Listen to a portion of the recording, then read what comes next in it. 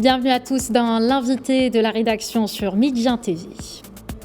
Le 66e anniversaire de la Journée nationale de la diplomatie. Nous l'avons célébré hier au Maroc. Le Maroc célèbre sa diplomatie à l'heure où elle réalise des percées notoires sous la conduite éclairée de Sa Majesté le roi Mohamed VI. Ce sont les mots du ministre marocain des Affaires étrangères Nasser Bourita qui s'exprimait hier à Rabat lors d'une rencontre. À cette occasion, zoom aujourd'hui sur ce 66e anniversaire de la Journée nationale de la diplomatie avec Driss Issaoui, analyste politique, en direct avec nous depuis Rabat. Bonsoir Driss Issaoui et bienvenue.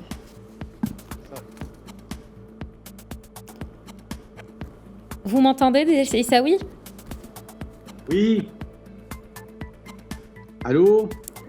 Oui, c'est Driss. Alors, c'est le 66e anniversaire de la diplomatie marocaine, une diplomatie qualifiée de proactive. Avant de s'intéresser à son évolution, pouvez-vous d'abord nous faire un tour d'horizon des victoires qui ont marqué son histoire d'abord ?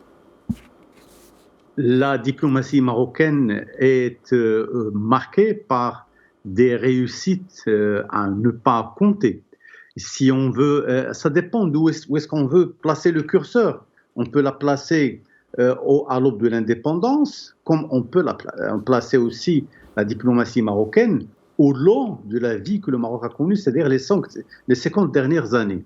Le Maroc a réussi sur beaucoup de sujets, le sujet de l'intégrité territoriale, le sujet des droits de l'homme, le sujet de la lutte contre ce qu'on pourrait appeler la lutte contre la fragilité économique de certaines régions, contre la pauvreté, parce que le Maroc a eu le courage de dire nous sommes un pays où il y a effectivement, comment on appelle ça, un niveau de pauvreté qui est très préoccupant pour un certain nombre de pays. Et sur la base de cette analyse, le Maroc a construit un certain nombre de programmes gouvernementaux qui ont permis d'ailleurs au Maroc d'éradiquer cette fragilité et cette problématique. Alors, on peut aussi intégrer dans cela toutes les victoires que le Maroc a pu remporter sur le débat, sur le va-et-vient qu'il y avait entre le Maroc et la Commission européenne pour le dossier de la pêche, le dossier de la coopération, le dossier du partenariat, parce que le Maroc aujourd'hui dispose d'un statut avancé dans le partenariat euro-méditerranéen et véritablement le Maroc est aujourd'hui donné en exemple parce que le Maroc a toujours veillé à garder sa dignité, à garder la probité du pays et de défendre les intérêts suprêmes de ce pays avec le maximum de moyens disponibles, mais surtout en protégeant au maximum ses intérêts. D'accord, une diplomatie qui ne cesse de faire ses preuves, une diplomatie surtout portée par le leadership du roi Mohamed VI, pierre angulaire de la politique étrangère du Royaume du Maroc. Nasser Bourita l'a rappelé hier d'ailleurs dans son allocution de circonstance. Parlez-nous du rôle du souverain dans la diplomatie marocaine. Vous savez, si on veut définir aujourd'hui la diplomatie marocaine, c'est très important. Il faut regarder cette diplomatie à travers le rôle d'un acteur fondamental qui est le roi Mohamed VI. Le roi Mohamed VI a été toujours à l'amont et à l'aval de cette politique, parce que la politique étrangère est un domaine réservé, est un domaine où c'est le roi lui-même et les gens qui sont autour de lui, ou ceux qu'il nomme, à qui il donne le privilège et la prérogative de gérer cette politique étrangère, qui peuvent justement faire fonctionner cette diplomatie de la meilleure manière. Et aujourd'hui, nous avons vu que sur tout ce qui a été fait avec feu Hassan II ou même feu Mohamed V, le Maroc a pu accumuler sur tout ça. Et aujourd'hui, Mohamed VI est en train de terminer, de parachever tout ce que le roi Hassan II avait fait. Parlons par exemple le dossier sur la Palestine, sur les causes arabes. Le Maroc est véritablement au top de sa forme, au top de ses prérogatives, avec justement l'aide et la vision du roi Mohammed VI. Cette diplomatie fait du Maroc un pays de plus en plus influent dans la région. Il émerge en tant que puissance régionale, justement. Quels sont les atouts majeurs, à votre avis, de cette diplomatie du royaume qui lui a permis de s'imposer sur l'échiquier diplomatique international? Si on veut réfléchir sur les atouts, d'abord la simplicité, la clarté. Le Maroc a toujours développé une politique claire, une politique simple, une politique qui permet à tout un chacun de pouvoir l'appréhender de manière la plus adéquate. Et aujourd'hui, il y a aussi le fait que le Maroc s'est attaché à défendre des principes cardinaux sur lesquels il ne peut pas bouger, il ne peut pas sortir de ce cadre.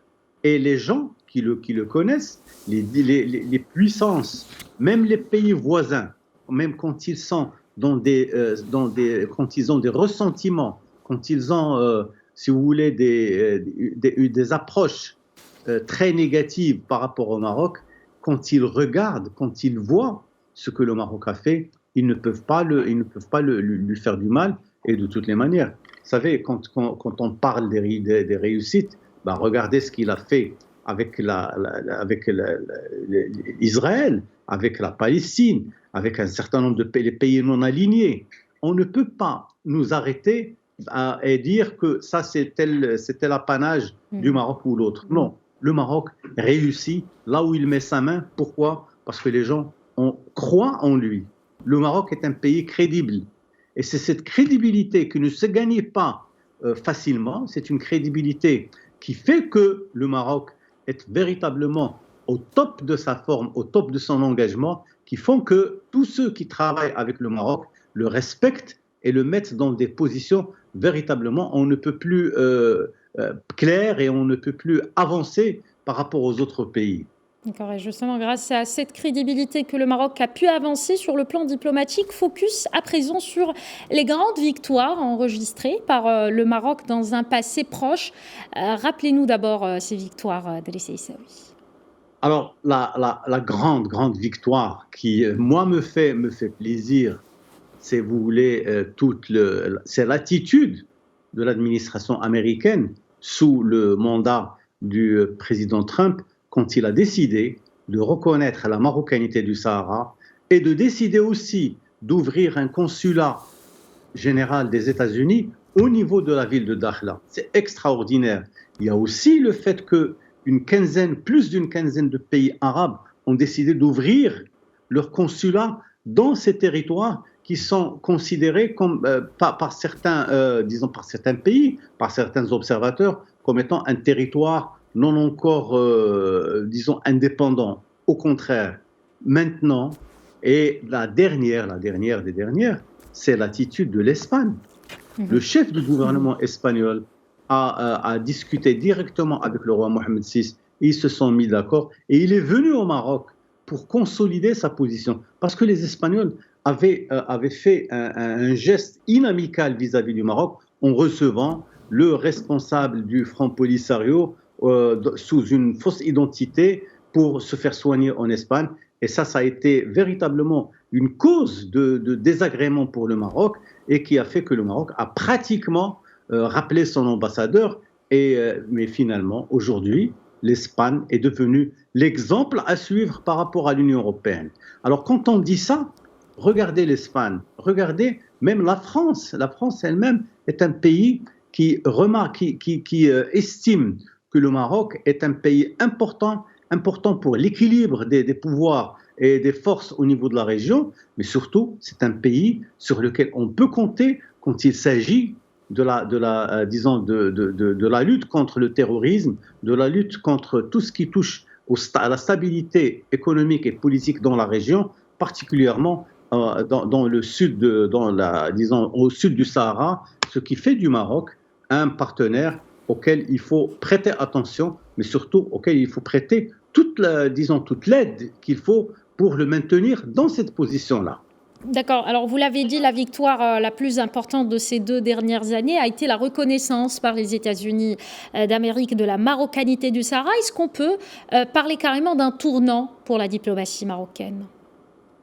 Écoutez, c'est plus qu'un tournant, c'est véritablement une victoire que les ennemis de l'intégrité territoriale n'ont jamais pu assimiler. Personne ne pouvait comprendre comment la première puissance mondiale pouvait changer d'attitude, alors que au niveau des Nations Unies, ce sont des équilibres instables. Jamais vous ne pouvez être sûr que vous allez gagner telle ou telle chose. Alors que depuis 1981, le roi avait décidé, le roi Hassan II, que Dieu ait son âme, avait décidé que l'affaire du Sahara serait traitée par les Nations Unies, devant les Nations Unies, à travers un processus qui permettra au Maroc, qui permettra à toutes les parties prenantes de pouvoir négocier, discuter politiquement et trouver des solutions qui sont acceptables par tous. Mais le problème, c'est que nos ennemis n'ont jamais compris cette démarche et qu'aujourd'hui, on leur a imposé justement de regarder le Maroc les yeux dans les yeux et discuter avec lui. Et je pense que 2022, malgré les difficultés que nous avons pu vivre, la crise sanitaire, la crise économique, etc., mais nous avons une grande réussite en matière de politique étrangère qui fait que le Maroc va pouvoir négocier 2023-2024 et aller vers le terme de 2030-2035 avec beaucoup d'assurance pour justement jeter les bases d'un nouveau modèle de développement qui permettra de regarder de très près les intérêts directs des Marocaines et des Marocains à moyen et à long terme. D'accord. Alors, Driss Essaoui, vous avez parlé sur le plan diplomatique, bien entendu, des relations avec l'Europe, avec l'Amérique, l'Afrique maintenant, et les relations entretenues avec le continent sont également au cœur de l'élaboration de la politique étrangère du Royaume du Maroc. D'ailleurs, plusieurs pays ont ouvert ces dernières années des consulats et des ambassades à Dakhla et Laayoune, dans les provinces du Sud. Dans quelle mesure les relations avec les pays africains, frères et amis, représentent-elles un aspect stratégique de notre diplomatie, Driss Essaoui? Le Maroc a su développer une politique africaine tout à fait particulière, très intéressante. Pourquoi? D'abord parce qu'il fallait faire du one-to-one. Et c'est ce que le roi Mohamed VI a fait lui-même, en faisant plusieurs voyages dans des pays amis, des pays africains, où il a implanté, si vous voulez, la gêne marocaine au sein de ces pays-là. On a eu des relations primordiales avec un certain nombre de pays avec lesquels nous avions toujours des relations de confiance. Mais aujourd'hui, avec l'Afrique, qu'est-ce qu'on a? On a une coopération culturelle, on a des racines culturelles aussi importantes. Le Maroc a été parmi les premiers, sinon le premier, qui a ouvert son savoir-faire pour les pays africains, pour la formation des imams et de tous ceux qui font de la prédiction dans les mosquées. Donc, et il y a aussi le fait que le Maroc a été toujours présent à travers la distribution du livre saint dans un certain nombre de pays. Et de toutes les manières, nous n'oublierons jamais que Mohamed VI a fait un discours en Côte d'Ivoire où il disait que l'Afrique n'a pas besoin de quelqu'un qui va lui donner des leçons. L'Afrique est un pays, est un continent qui a besoin de lui-même, qui a besoin de servir ses intérêts, et surtout, il n'a pas besoin de gens qui vont venir négocier à sa place. Mais surtout, et tout le monde le sait aujourd'hui, l'Afrique est un continent plein de potentialités de croissance. Et les potentialités de croissance en Afrique ne sont pas encore déterrées, mais au contraire, on commence à travailler avec les puissances africaines.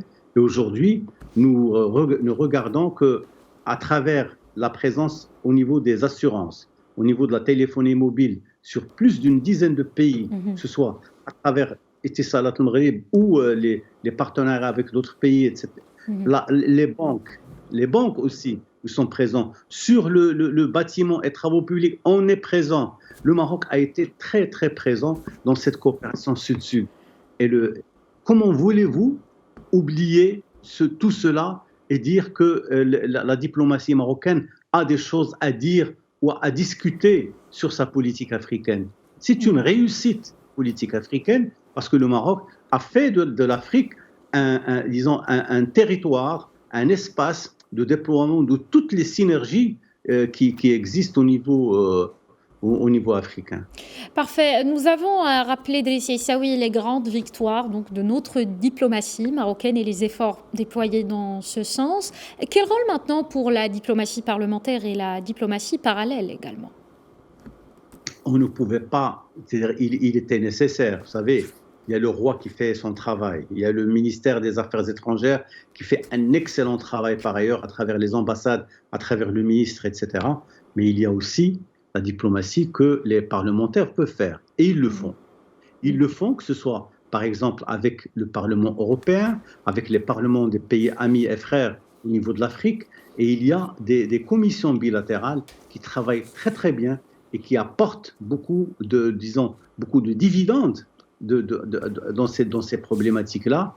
Et regardez de très près ce qui se fait ici et là, et vous allez être convaincus que finalement, ce travail fait par les parlementaires est un travail de fond, et que finalement, ces parlementaires qui sont allés justement négocier au nom du Maroc, ils l'ont bien représenté, ils ont bien, c'est-à-dire que leur défense et leur manière de présenter les choses a été très payante. Alors finalement, on ne peut pas parler de diplomatie classique, mais diplomatie parlementaire, oui. Diplomatie parallèle, oui, effectivement. Et nous l'avons réussi. Je pense maintenant, ce n'est pas la peine de dire nous avons réussi toutes ces formes de diplomatie et on va s'asseoir. Non. C'est au contraire. C'est maintenant que nous avons des résultats positifs que l'on va augmenter notre capacité à gérer, notre capacité à aller de l'avant, notre capacité à aller chercher des résultats encore beaucoup plus positifs qu'on l'a fait auparavant.